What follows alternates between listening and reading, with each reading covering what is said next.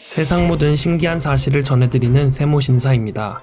러시아의 우크라이나 침공이 현실화되고 말았습니다. 세계는 평화적인 해결을 바랐지만 결국 일방적인 침공이 벌어지고 말았는데요. 세모신사에서는 3편에 걸쳐 러시아 우크라이나 전쟁과 세계에 미치는 영향에 대해 알아보고자 합니다. 그럼 1편 시작합니다.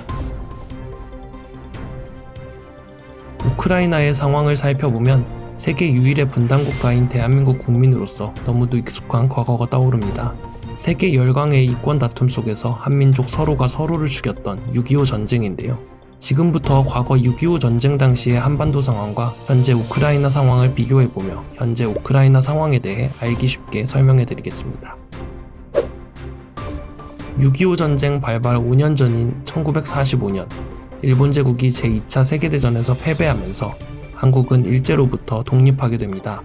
35년간 일제의 지배를 받던 한반도는 정치, 경제, 군사 모든 면에서 정상 회복에 시간이 필요한 상태였고, 얄타 회담에서의 비공식적 합의에 따라 소련과 미국의 영향권 내에 들어가게 되었습니다. 이후 한반도는 북위 38도선을 경계로 북측은 소련의 공산주의, 남측은 미국의 자본주의 이념을 따르는 정부가 설립되었습니다. 1991년 소련 붕괴 이후 우크라이나는 소련으로부터 독립하게 됩니다. 한반도의 상황처럼 분단의 아픔을 겪지는 않았지만 약 70년간 소련의 지배를 받았던 우크라이나 내부에서는 친러시아, 반러시아의 국민 성향이 다르게 나타났는데요. 특히 러시아인이 다수 거주하고 있는 우크라이나 동부 지역에서는 친러시아 성향이 강했고, 폴란드, 헝가리 등 유럽 국가와 국경을 맞대고 있는 우크라이나 서부 지역에서는 반러시아, 친유럽의 성향이 강하게 나타났습니다.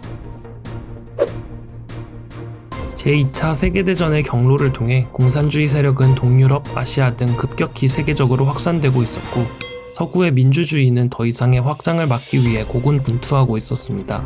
절묘하게 소련, 중국과 미국, 일본의 경계에 자리 잡은 한반도는 지리적인 위치상 두 세력의 전략적 요충지였는데요. 소련으로서는 한반도를 통해 일본까지 공산주의 이념을 전파시킬 수 있었고, 반대로 미국으로서는 한반도가 공산주의 세력에 무너지면 일본을 넘어 미국 본토에까지 영향이 있을 것을 우려하던 상황이었습니다. 우크라이나 역시 지리적으로 북대서양 조약기구 나토와 러시아 사이에 위치하고 있어 전략적 요충지로 꼽히는데요. 초강대국 미국과 영국, 독일, 프랑스 등 유럽 강대국이 속해 있는 나토가 점점 동쪽으로 세력이 확장됨에 따라 우크라이나마저 나토에 가입하게 되면 러시아는 직접 나토와 국경을 마주하게 되어 매우 부담스러울 수밖에 없습니다.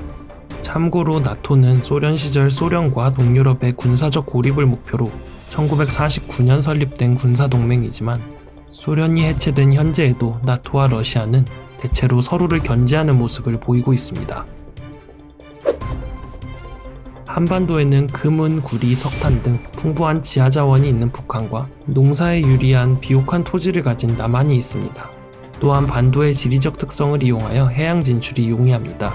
우크라이나 역시 비옥한 흑토지대가 밀집되어 있는 대량의 밀 생산 지역이며 흑해를 맞대고 있어 해양 진출 또한 가능한데요. 특히 유럽과 러시아를 잇는 지리적인 특성상 러시아의 천연가스관은 우크라이나를 지나기도 합니다. 역사적 배경과 지정학적 관점, 지리적 특성까지 고려하면 1950년 당시 왜 한반도에서 남북 분단이 되었으며 한국 전쟁이 일어났는지 알 수 있고요. 현재 우크라이나 역시 비슷한 상황에 처해 있음을 알 수 있습니다. 물론 크고 작은 차이점이 있기는 하나 주변 강대국들의 세력 다툼에 약소국이 피해를 볼 수밖에 없었다는 공통점은 너무도 가슴 아픈 것 같습니다.